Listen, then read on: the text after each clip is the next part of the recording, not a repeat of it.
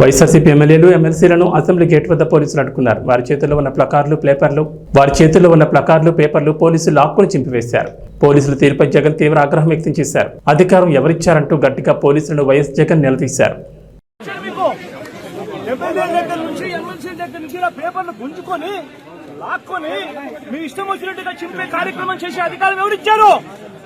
మధుసూదన్ రావు గుర్తుపెట్టుకో, ఎల్లకాలం ఇలా మాదిరిగా ఉండదు.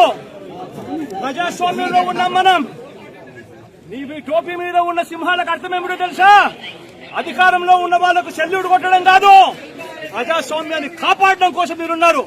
గుర్తుపెట్టుకోండి.